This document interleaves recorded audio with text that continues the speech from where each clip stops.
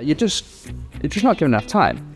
No, I think that's one of the biggest challenges. You have so many people involved, client side, that they hire that almost manage us setting the deadlines and keeping the client at arm's length from us. And it's the biggest challenge because we can dive into the branding as much as we possibly can from the material that they portray, whether they use social media, their websites, and just anything we can get our hands on, or knowing typically how that sort of industry works. But the most valuable thing is speaking to the client and developing it with them and asking really key fundamental questions, because it's like if I was to look at your Instagram and then someone says you need to design your house based off of your Instagram, but I've never spoken to you. I can travel through years and years and think I understand you based off of your Instagram, but then I can speak to you, but your lifestyle's changed. Some of the stuff I've seen or the styles that you've worn, and do you know what I mean? It's a bit like that. And as well, branding that companies put out is for a client. I don't get a huge insight to how they actually work day to day, and that's where the problem solving is. And if I'm not made aware of what those problems are and working off of assumptions, I miss it completely because I'm not aware of their problems. Welcome to Space by Stansons. Today I'm chatting to Abby Reynolds, project designer at Modus. Recently-ish, isn't it? Yeah, quite recently. I'm about 4 months in. Okay. Yeah. But you was at 2 before anyway, so it's kind of... Yeah, so I was part of the group before, came out for a little bit, still stuck in D&B. Yeah. Yeah, so it was nice and familiar to go back in. Yeah. When I first started, I was like, I might have like a week or two of, finding my feet and things like that. And it was the opposite. It was like, okay, you've got this induction, but actually you can't go. You're coming straight into this project meeting, that project meeting. So yeah, my ease into it. Oh. But they were like, the business, let's just get going. So that suit you though? Yeah, I had no time to get bored or twiddle my thumbs and things like that. Yeah, stuff. And the inductions I've all done before anyway. Yeah, pretty much the same. This is the far Exactly. exit. Yeah. Congratulations. This is how you turn your laptop on. Oh, wicked. Cool. I'm going to ask you some random questions. Okay. Just to get to know you. What's Quick your favourite fire. colour? Yeah. Favourite colour, green. Oh, well done. Favourite coffee? Flat white. Where do you get breakfast? In the office. And what's your favourite pet? Cat. Have you got one? I have 2. What colour? My older one is ginger. Yeah. And then I've got a little one that's a Bengal. But she's a different, usually the colouring is quite dark. She's like a white Bengal. Yeah. And are you a Steve holiday or a beach holiday? Depends on the time of year. If I can mix the both, perfect. If not, beach. Favourite emoji? Probably just a laughing one. And who's the last person you rang? My mum, yesterday. Wicked. Yeah. Cool. Yeah. Oh, that's fun. We just started doing it in the office, like these quick fire questions. I thought I'm going to just start asking people on the podcast. I like that. Yeah, it's fun. So rolling straight in, I'm going to ask you about 3 projects. Okay. First one being an early memory, like something that you did. What is something that you did early days that like kind of changed your career or changed how you thought? Oh, I think made you realise you want to do this? So it was just as I was coming out of uni. Mm-hmm. I'd been working in architecture practice throughout university, just like an internship 1 day a week. Yeah. In the last year of that, I'd done their office refit for them. Okay. And then off the back of that, at uni, we would do our crits and they would bring external people in. And one of the people that came in, we got along well. He liked my work. And then come at end of graduating, he just sent a message saying, I've got some work. Do you want to freelance with me? So I was like, yes, definitely. Very reputable architect, worked at great practices. And then we done some workplace design strategies together. Mm-hmm. And I learned so much from him. Off of his background, albeit he'd only done one workplace project, it was a 4-year-long one, huge client. Oh, wow. And they'd really gone into the intricacies of materiality, collaboration, effective spaces, and like a whole new working concept. Can you say the client? It was for Google. Wow. Yeah. Very cool. Yeah, well, his was for Google, and then we done small workplace strategies for other ones. Yeah, take it to stage 2, stage 3. And it was up to them if they wanted to do anything with it. Yeah. Wow. So is that a bit scary when that person comes in? Awful. What? They could absolutely awful, but I think it does well for your career. Because it starts from first year and you pin up all your work onto a board. You do them every 2 weeks. And they're called critiques. We would always rename them as criticism. And you go up and you present it and they absolutely rip it apart and you keep composure. You go home, you need to redo the last 2 weeks of work, plus progress it. I don't think I did, but I probably really wanted to. Yeah, so you look up. Eyes dry out. But then as it goes on, you get used to it. And I think the biggest skill is you learn not to take it personally because it isn't personal. And I think that helps in your career because you're constantly getting feedback from peers or people you work with, clients, and you all have the same goal. So you just work together and it's not personal. That's a really good lesson, actually, Abby. Yeah. I think I've never experienced that, but I think I've benefited from experiencing that. Like just having someone like critiquing your work, it's not personal, like just get over it. Yeah. I think as well, it teaches you to start to think critically about yourself. I think a lot of people, especially in a creative industry, are probably perfectionists, but you can so quickly become so like fixated that you're going for one thing, that if you don't just step back, look at it holistically and other aspects, that's when your design can really develop. But when you have all of those voices in your head, it forces you to step back and think, right, why are we doing this? Does it make sense? How can we develop from this? Why haven't you thought about that? It's all part of the creative process. But I think it helps when I've got so many different influences in my head as well. I do think that's really mature, though. Like, I think that's something that some people never learn or take a long time to learn. Yeah. Like, to be able to accept criticism. Like, yeah, I'm just quite a big believer in it. So I like that you picked that up. What did you learn from him? What did I... so many things. One thing I have always struggled with is how to present things on a page. I know the process. I can speak through the process very clearly, but it's what to have on the screen behind me. And then more importantly, how to lay it out. His layouts and how we developed everything there. I learned a lot through that, just appreciating white space, all those simple things.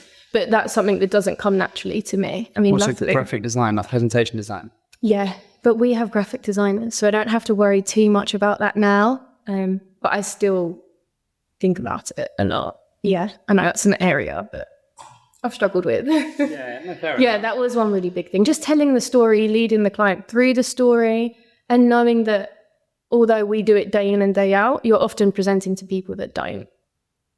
So you need to strip it straight back, almost like layman's terms, make it super easy, clear, but bring them on the journey so they get excited and they understand why you've made these decisions. The more invested you can get them in your decisions, the more successful it will be. I love that. How do you get people excited about your decisions though? Like, what do you do like actually? I think the biggest thing is telling them the challenges and what's been hard and what you try to do to solve that challenge, and then how you've created how you solve the problem. And I think that is when they're like, because as you're explaining it, they'll be thinking, oh yeah, I hadn't thought about that. That is a big challenge. And they're trying to come up with the solution, but you're speaking them through your narrative. So at the end, they're like, oh, of course, that makes so much sense.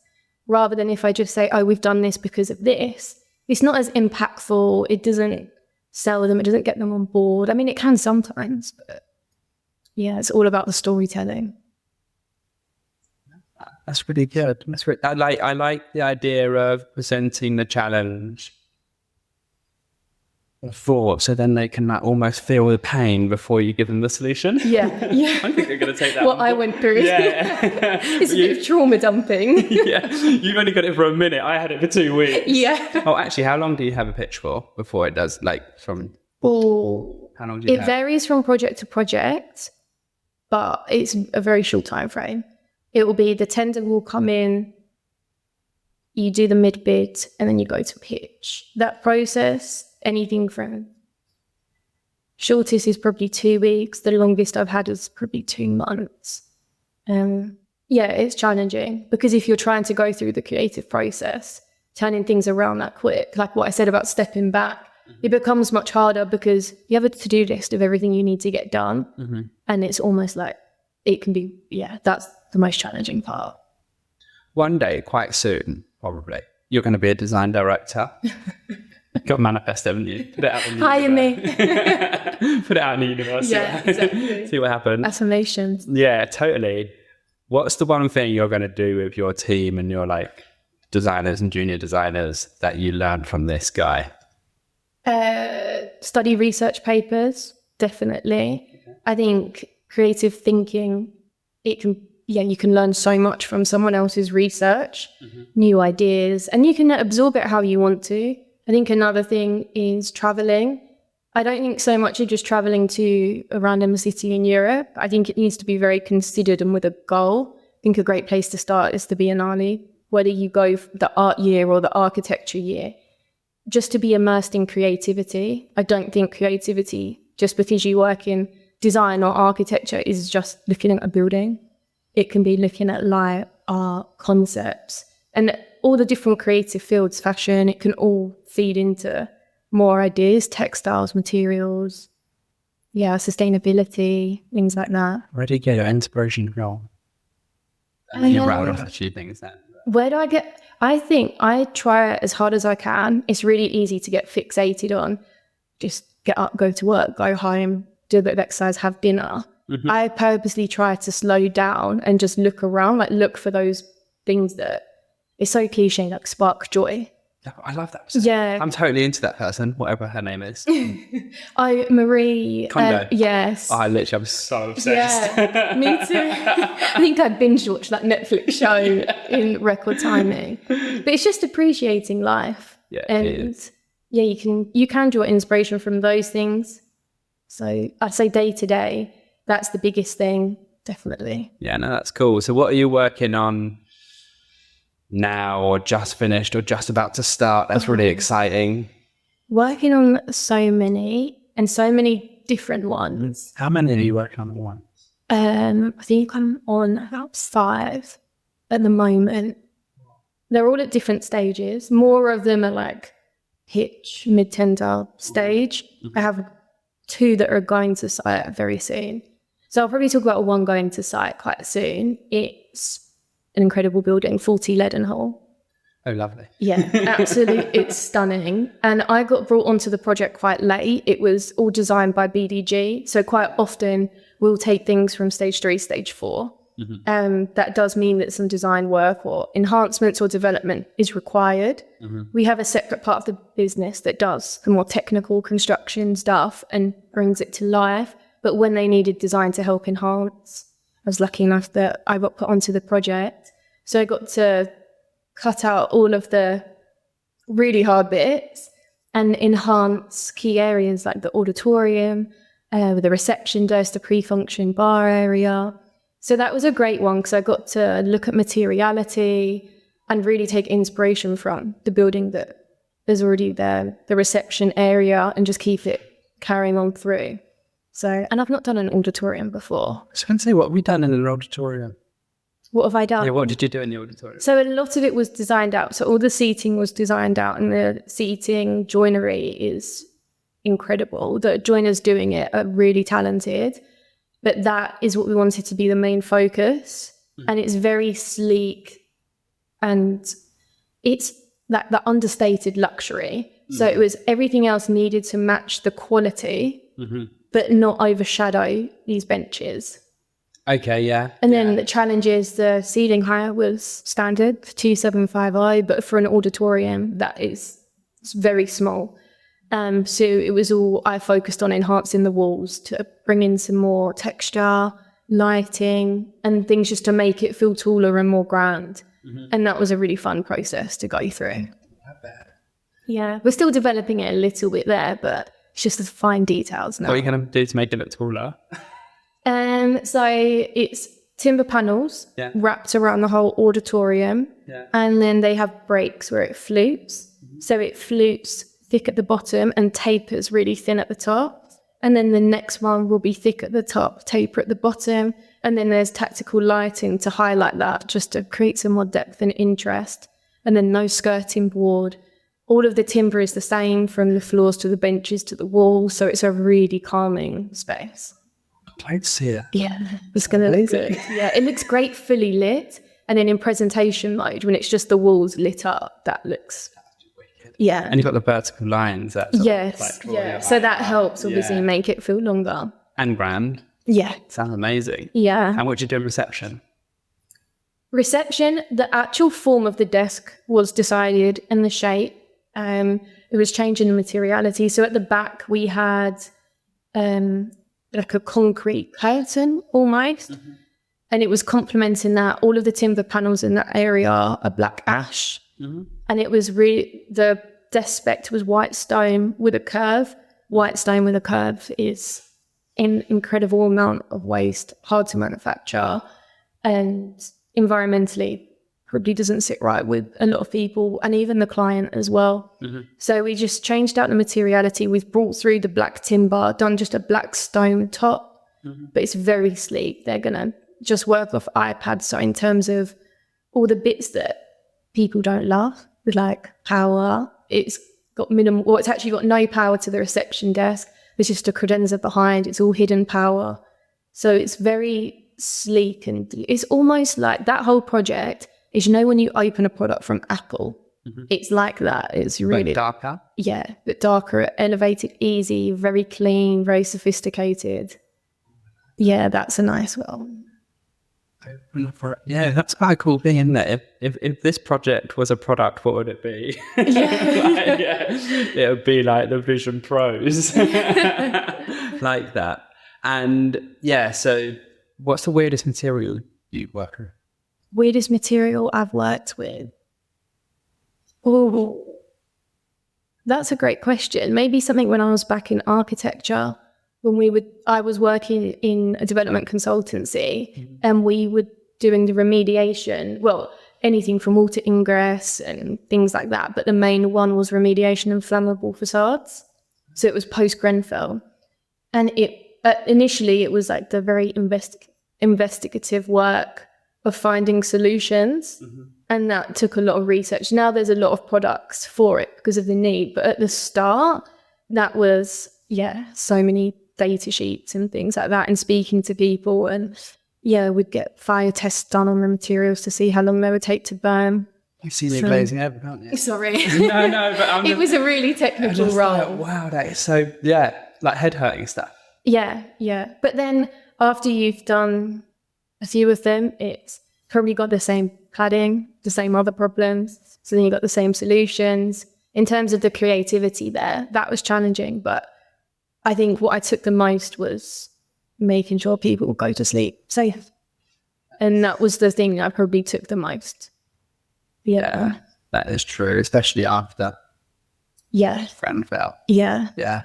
Has that impacted like stuff still like today? It's just the legislation and everything. It's much easier now so products will suit it.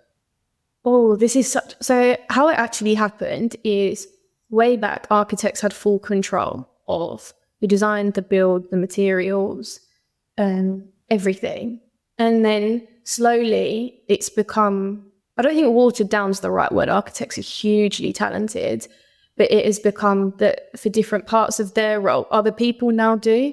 And then come stage 3, someone else builds it. And it's that part where they finish their design. They've specified everything that works. They've done the research. When it goes to the next people that are then still working with the client's best interest, but potentially lost this middleman. Yes, they'll be design guardians, but if they're consulted as much as they need to, they're probably not. 10 years later, are they consulted? Definitely not. Mm-hmm. And it just meant with value engineering and costs that contractors were putting in cheaper materials that are the same, but they're actually not the same. Mm. And over time that happens. And I think that's the perk of design and build actually, is that it's almost like how architecture used to be. We have full control over what we design and what we build and the material spec. Mm. Yeah. And responsibilities, I think. Exactly. So when anything happens, it is that company, even if it's not one person, it's still that company. Yeah. So it's quite, I get that. Yeah, that's quite valid. Valid for a client looking at a space for one point of contact to go back to. Yeah, definitely. No, that's cool. Anything else about that project that we need to keep an eye out for you, Leadenhall? No. No. Exceptional nature and just keep our eyes peeled. Yeah. Yeah. Okay, wicked. And the bar area. Oh, but But it's a mirror of the reception. So it's something like design continuity. yeah, same sort of language going. Yeah. Yeah, nice. Right, so what's your wildest dream? Wildest dream. Yeah, what's a project like your wildest dream? Okay. I actually think about this all the time. Oh, really? Yeah. Oh, this is going to be fun. So I always love a project that's got a strong brand or a strong concept. So if you're designing an office, it's got a strong brand and concept. Yeah. Yeah. So I think for me, like Barbie Dream House is definitely the one. That one would excite me a lot. Because of the brand. Because of the brand and the concept and how what does Barbie look like today? Or what does her house look like? How does she live? And things like that. So would you go rogue with Barbie or go OG? I don't think I would go too rogue, but I would develop her for this year and make her current. You develop Yeah. her, she. Yeah. Yeah. No, her, she, definitely. Yeah. And then I think I would do like that soft living girl era, like subtle luxuries, but in the Cotswolds, something like that. Would she work? Yeah, she would work. Because she's modern. Yeah, she'd have a great work-life balance. She doesn't need to be like crazy successful or anything like that. It's just she's fulfilled in her role and she enjoys it, and yeah, always has a bit of time. Would you have 10 featured at all? I actually hadn't considered Ken at all. I wish she hadn't. I mean, in the Cotswolds, she can have her beautiful house, her greenhouse, all of those things. And I don't know, men love like a man cave, don't they? Yeah. So if we keep it current, he can have a shed in the garden. Well, she's got a mansion. Yeah. Or maybe he can be a farmer next door. Yeah. It's fairly insignificant either way. Yeah. I wasn't going to focus on that part. And still pink? Are you going to change it up? I think it would be a more muted colour palette. Very cool. But there would be cues of pink. Maybe pink, not in the build, but in the accessories. Yeah. So like peonies everywhere, pink, like flowers, pink flowers. I thought you said ponies, but you said... Oh, no. You said peonies. Pink pony, yes. Yeah, pink flowers. And or like maybe like a very muted, like in the cushions, anything that could be swapped out. Yeah. If you wanted it to be. But the base would be neutrals. Yeah, really neutral. That's cool. Yeah, focus on the view. And then you've got more pink flowers outside. So, yeah. So not glam. Not glam, but all of the subtle, elevated, glamorous bits. Yeah. That's cool. Does she cook? Definitely. Your Barbie cooks? Yeah, she cooks. Yeah, she'll go to the farmer's market at the weekends. Oh, I see. So that's quite she cool. lives the Cotswolds She's lifestyle. a little bit country, yeah. Yeah, a little bit country, yeah. And she rollerblade? Oh, can she rollerblade? Yeah. She can ice skate, she can horse ride. She based it on anything. Yeah, I feel like horse riding is probably more appropriate for the area. But yeah, she can do everything. She's sporty. So it's her Pilates in the morning. What's her Pilates studio look like? I don't know, maybe in the greenhouse or on like a terrace outside. Or she can have an indoor Pilates studio. It's probably a both. Yeah, or three. Yeah. Yeah. It will be at home though. Yeah, Hobbs. Yeah. She wouldn't go anywhere. No. I wish you actually... All the home comforts. Yeah. I think I'm just designing my dream home. Yeah. I think that's what it is. Yeah, would you be a Cotswold or would you miss a city? I don't think I'd miss this. I would miss it right now, but give it like 5 years, I'd probably miss it. You'd be fine. Yeah, I'd be absolutely fine. So you'll get to Cotswold? Yeah, or somewhere like countryside or by the water, connect with nature, long walks. You like that sort of thing? I love it. Yeah. So would you have a home gym or go to a gym? Home gym. I have a phobia of the gym. Do you go to a gym? I do. So there's one in my building, but it's very small. Yeah. But if there's more than 2-3 people in there, I'm like, no, I'm going out. But it's not the people that intimidate me. It's the machines. Okay. So what machines do you... Dumbbells, exclusively. Well, it's fun. Why I'm asking these questions is actually because I can't go to a gym. Yeah. I actually have this, I can like smell ego and I can like feel ego, and it makes me very uncomfortable. Yeah. So I have it all at home. I like that. And I'm actually just getting boxing training at the moment. And so I have to go to a gym to get boxing training. And I just feel so like a fish out of water. Yeah. Something about a gym. I think you're meant, like people tell me, you're just meant to just walk in there, not care, do your thing, get in, get out. But I don't feel that. I feel like I worry about like what I'm wearing or how I look when I'm doing the exercises, if I'm doing it wrong, if people more experienced are looking at me. I just can't lose that feeling. So no, when I do go, it's like big baggy hoodie, hat, headphones, like I'm unrecognizable. That's an idea. Yeah. Just really like wear like a duvet. I was like, yeah. yeah, fair enough. So you mostly would gym at home? Yeah, but I would run just so I'm not at the gym and then finish up with like a quick 20-minute workout. Yeah. Fair enough. Oh, well, that's cool though. Yeah. It's funny. Have you been to Gym Box? No. It's like a really different. Is it scary? we're getting totally off. Like, That's okay. But it's cool. It's their branding, I think, that scares me. 'Cause it's very really? industrial with the neon lights outside. There's one at our office that I see and I'm like, Well, they're saying is working out should be like going out. That's their saying. Mm-hmm. And so it's actually like going to a club. okay. And so they have like DJs and like, That's quite cool. And so, yeah, it is actually really cool. Yeah. It is really, really cool. I just can't get away from like all these people that are like 6 times the size of me. And I'm just like, oh, like, I think if it's darker and bright lights, that would help. The only thing I'd be like, this music is great, but I'm drinking my water. Like, I now want to go get a gin and tonic. I'll be like, I've done my workout. Now I want to go out, have a quick shower, and does anyone want to go grab a drink? At 6 a.m., 7 a.m. Oh, God. Oh, I couldn't start my day like that. Oh, you can't? That would be, no, it'd have to be much slower.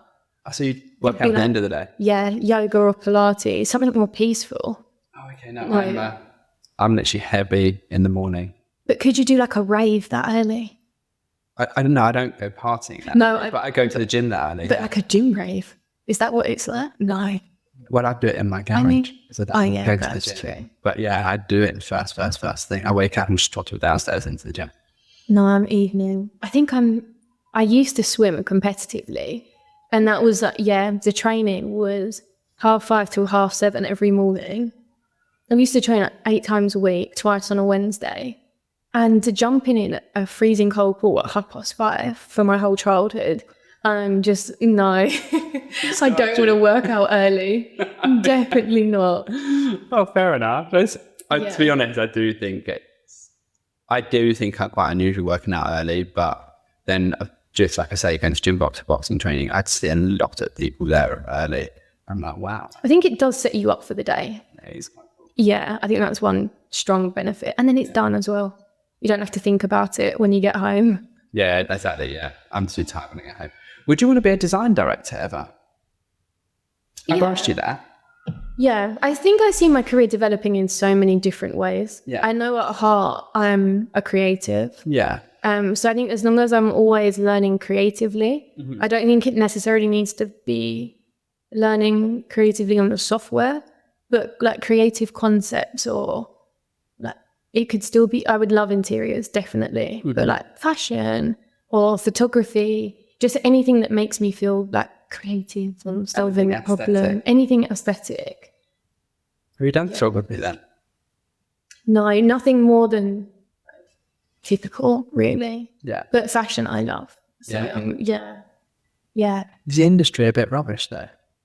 So fashion? Yeah, it's quite a sort of egotistical industry. It probably is. Yeah. And I know starting out to get opportunities is not impossible, but if you want to get paid and have an opportunity, I don't know how well those two things work hand in hand. I think it's the same for interiors though. When you're starting out, you think, how on earth do I even get into this? The same way I went like architecture, contractor side, and then DMB. It's like I've done so many different routes. Mm-hmm. When I graduated, I didn't even know design and build was an industry. Yeah. So there'd still be so much to learn. There's probably like a fashion sector of fashion that I didn't even know exists. Yeah, and I agree. I love fashion. I would love to do. I'd love to do like like when you're styling people. That's what Yeah, one of my friends does that and she loves it. Does men's styling, and she's so talented. But what she's made really cool is she styles them, but then she could almost wear their clothes and look better, even though it's all men's clothing. Her street style is incredible. Yeah. That's cool. Yeah, really, really cool. Something to get into. Yeah. I don't know if I'm edgy enough for that, but I can appreciate it and she looks great. Yeah, exactly. I'm not modern enough. I'm not young enough. That's not true. No. Oh, yeah, that's so interesting. How long have you been in D&B then? In D&B, just over 3 years. No. Time flies, isn't it? It does, but 3 years at the same time isn't a huge amount of time, really. It's all post-COVID though. All post-COVID, yes. But when I actually started out in Workplace, I had done it pre-COVID. Yeah. Where I feel like I learned the majority of what I still know today. Yeah. But I think what was most interesting is the things I learned then are accurate to today. So it was almost like I fast-tracked learned them or would taught them before the industry almost caught on. It's taken a delay to come from architects through to design and build slightly. I would say that D&B are experts in workplace design, but as I can see the concepts coming through, and then I'm like, guys, I've been telling you this for ages. Because you've been in D&B. Yeah. Yeah. But then as well through D&B, I've gone to 3 different design and build practices. 2 are under the same umbrella. But I think I'm just always curious to learn. I've been able to take all the best things and learn the best things and keep moving forward. As soon as I feel like I've learned everything I can in one place, I start thinking, I just have to stay creative. Actually, that was something that you are really good at, and I wanted to ask you about was D&B is messy, isn't it? Yeah. It's a messy industry, like in the sense of, I don't know, you don't really get enough time to true. to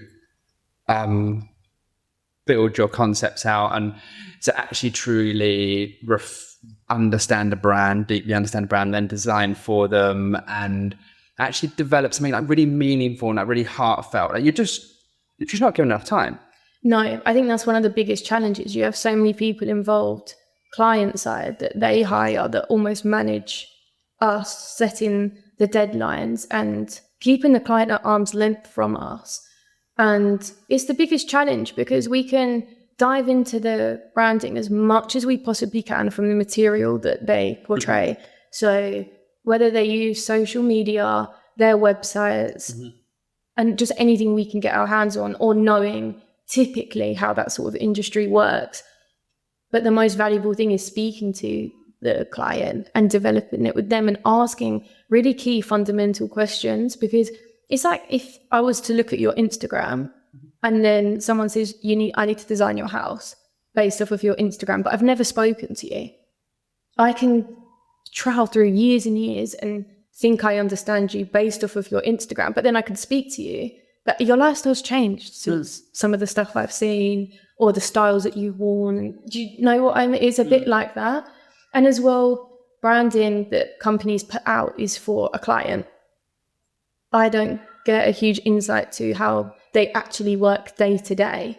And that's where the problem solving is. And if I'm not made aware of what those problems are, I'm working off of assumptions and I can either hit the nail on the head or miss it completely because I'm not aware of their problems. I answer a brief of, we need 160 desks, 5 front of house meeting rooms, 5 back of house meeting rooms, 3 collaboration points. And it's like, well, what are your front of house meeting rooms for? Obviously for clients, but what sort of clients? How do those meetings go? Is it someone presenting? Is it a big discussion around a table? How often do they happen? Back of house is, well, these meetings, are you jumping on a call? Is it internal meetings only? How do those meeting rooms look? Do they need to be formal? Do they need to be a hybrid between formal and informal? If that's the case, why don't they not be a meeting room and be a collaboration space? And then what does your collaboration space look like? Is it a configuration of soft seating? Boring. Is it a configuration of high tables or low tables? Also boring. But if we actually think, oh, when you collaborate, you do it this way, so our solution would be this, it makes a lot of sense. So a good example is in a boardroom or a posh meeting room, anyone senior, they're used to it. They're pretty comfortable speaking in there in a room full of people. Anyone more junior, especially if they're a young company, anyone more junior may feel uncomfortable to speak because they may feel inexperienced, they may be nervous, they may not be fully confident in what they're saying. So those meetings maybe aren't the most effective for them. But then if you think about the more informal places or collaboration, if you make it more comfortable, like inspired from a tea point, and you go there and you have your cup of tea and you just chat, and maybe there's no laptops and just pieces of paper, those more junior people are going to probably associate that to not realizing it, but being at home around their dining table, coffee table, and feeling comfortable enough to say something. And it could be wrong, but sometimes they're the best ideas. Yeah. So it's making sure that we're thinking of solutions that nurture all of the talent, ultimately to make everyone more productive and make more money.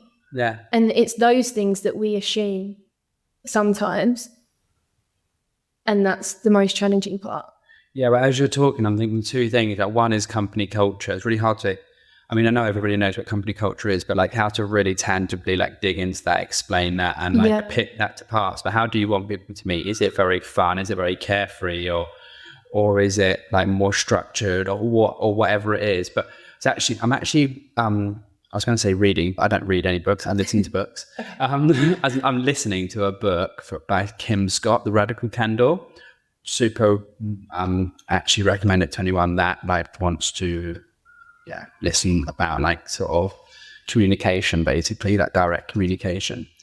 And she was talking about like getting the best out of people, being a kick-ass boss is her thing. And she says about exactly that, like the posh boardroom, you get a certain people talking, but then, and to have that meeting, to hear from those people, but then to take out another meeting and go to a workshop environment and with the more juniors where they feel that they can bounce out ideas and like really openly challenge each other. And it's more like people peer to peer, and that people then the best ideas get thrashed out. Definitely. And then bring them together. And it's so, it's just it's not like, wow, that's changed the world, but at the same time it's easier to forget that. It's easier to forget it. It's not like it's totally game changing, like no one's ever said that before, but at the same time, like who's doing that? Like who's actually asking those questions? Yeah. It would be typically someone that doesn't work in design. They're just the agent for the client, and they want control over often they want control over the process. You go to your pitch and you have a score sheet. Yeah. And you have your agenda of how you should set things up, but it may not fit into the flow of how we've designed. And then our story can become harder to follow. Sometimes you say, we just have to do it this way. But when you're against a scoring sheet, if you're not careful, if the agent can't follow it along. Yeah. And then they want to be able to just basically present scores to the client to help them make the decision. But yeah, that's the biggest thing. We constantly need to challenge the agents to give us more client time. And often it will come with a bit of a disclaimer of whatever you ask, we're going to let everyone else know that's pitching for the job. And it's like, great. Like, okay, this information has come from us. The client will probably know it's come from us from the mid-bid. And if we're a step ahead, or if they do the same thing and we then get more information as well, it helps everyone out that's trying to pitch and win the job. At the end of the day, I really hope everyone pitching on projects genuinely wants to create the best office for the client. I do think, though, that it should be weighted to the people that are asking the questions, because if someone can't be bothered or hasn't thought to ask the question, I'm a bit worried about them. Do you know what I mean? Yeah. So if you're going in there and you're like, I want more time, so I need to know this, I need to know that, I need to know the third thing. Okay, share the information, like yes or no, like fair enough. I don't know what I think about that, but really that's your information because you bothered to find out. It's our design integrity as well. Yeah. Like if we're sharing our plans or all of our concepts, And you as a designer have been bothered to think about that. So it's kind of like you should almost have one up. And it's part of the process, and it's how you should win a pitch. And if you're on the money and they're answering your questions and you're able to develop, it's great. And it is design integrity, and a lot of people are funny whether we should share it or not. But you also have to think you need to maintain a relationship with the agent as well. So if we then start being too difficult, it's hard. Our hands are constantly tied to what we've been told. If you could change design and build, what would you do? Would you just change the whole industry? Focus on the design, not just the build. And what does that look like? It means it's really challenging because there's so many people, but the initial stages we need to focus on the design and the design only. There needs to be trust that when it comes to the mechanical and subbies drawings and things like that, we do this day in, day out. We can do that. I understand we need to prove ourselves and provide for them to trust us. Mm-hmm. But that first part, because it's so compressed, really needs to be design-led, design-focused, initially conceptual until you're able to create something. And as much of that to be client-facing as possible. Initially start off with workshops. We go away. We then digest that information. I don't love the idea of presenting unfinished work, but I think through that process, because it's so short, I think you have to. And if it allows the client to feel like they've had their design input as well, great, because they work their day in, day out. Although I design offices day in, day out, I can't fully understand their culture without working there. I can only take what they've said. So I think initially, primarily design focused. And then as soon as that bit is over, hand it over to get everything costed and go from there. I know it's challenging because you're designing, if their budget is £3 million and then oops, through the design we've spent 6, then we have to value engineer. But I also then do think there's a way that you can value engineer without compromising the design. I think there's smarter ways. But at the end of the day, if you are asking people to design you an office in 2 to 4 weeks, it's really hard without working crazy hours to make an office that's actually going to be functional and change. And these people are investing a lot of money. If it's a new office, if they're fitting out their existing space, we've got to pay for everything. They've got to think about the hassle if they need everyone to work from home for the build time. So I think it's a shame that clients don't necessarily always appreciate, or maybe they're advised that this is normal. But I think the design stage, if it can't be made longer, it needs to be design focused, not have all the other parties involved in the mix. Key decision makers so that things can move forward, design workshops, and then get it costed, not a constant battle. So you say you're having to work like really long hours when you're on a pitch. At what sort of time would you be getting home? I think it varies on how many projects you're on, the company that you work at, the resources that you have, or the biggest one is the design challenges that you personally face. I always call it like I'm gone space plan blind, and it's where I've looked at this one space plan for so long that I can't see any other options, or I can't see my mistakes, and it's almost like I need to switch off for a bit and come back to it. And then I go in the next day and I think, why did I do that? And it's because I've gone space plan blind. So sometimes it's a personal thing of just the creative journey you personally need to go on. But the real answer, long hours, definitely long hours. Yeah, if you're working on a pitch, you're going to be pulling some shifts. And how long should the design process be in the ideal world? Ideal world. Yeah. I know probably you're going to say project by project basis, but if just a rule of thumb. I think, oh my God, 3 months would be incredible. The only risk is before you've won a project, you're working unpaid. So in terms of companies in D&B, why would they want to do that? That's 3 months unpaid work. But if there could be more of that high, I don't know how it would work financially, because there's no way the client is going to be paying 3 different D&B companies to design it out for that long. But I think 3 months we could provide some really effective solutions and do some real research, not just on the brand, but other concepts and ideas of what a workspace should look like. And yeah, that would be great. So maybe like if the client chose the company they're going with based on case studies and brand.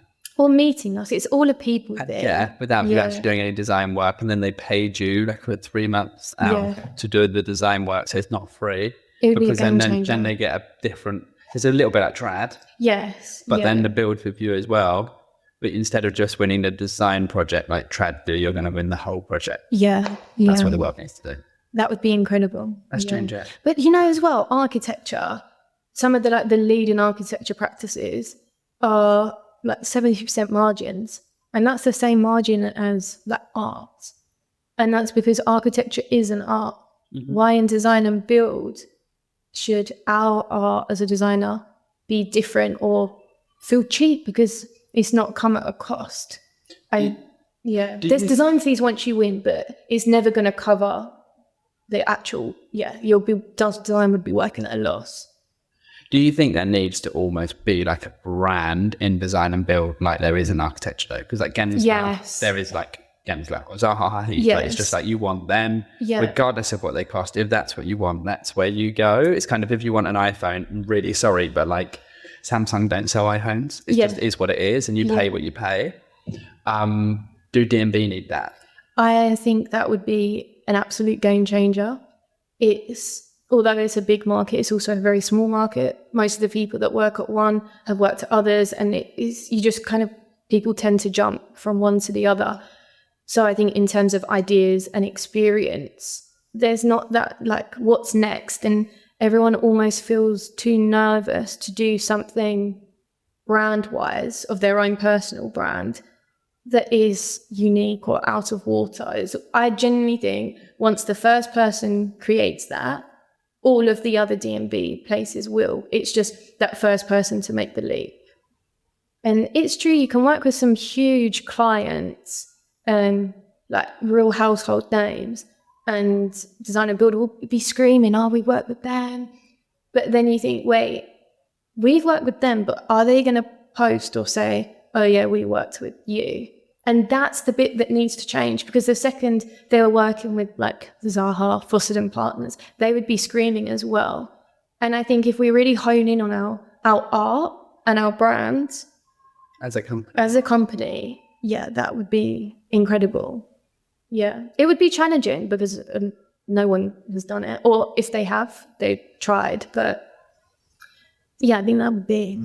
Yeah, I can see that almost. Like we value our employees so much. We hired X, Y, and Z design and build company to like manage our office. Yeah. Like we literally just think so much of our people, or our people do the best work so our clients get the best service. So we went with this brand.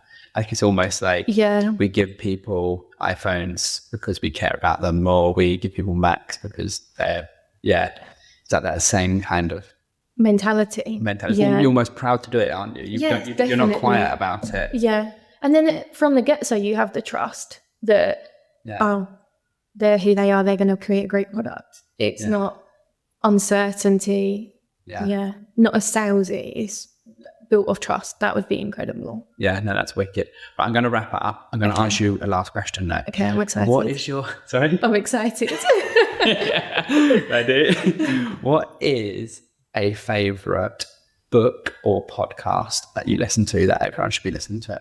Okay, I'm going to do podcast. Yeah. It's a new one, or new-ish. Yeah. Rochelle Humes just launched Ladies Who Launch.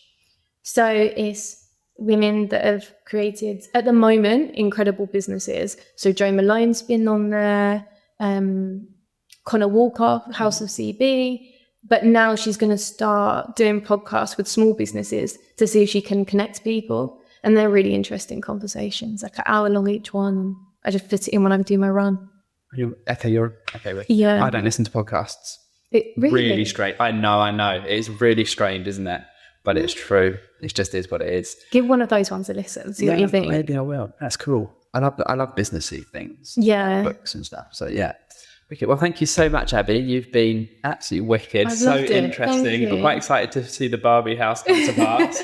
I might have to get it rendered up. Yeah. Leadenhall sounds amazing as well. So that's cool. I'd love to change the DMV world. That's totally a big gap waiting to happen for a brand to leave there. And yeah, amazing chat. Thank you very much. Thank you for having me. You're welcome.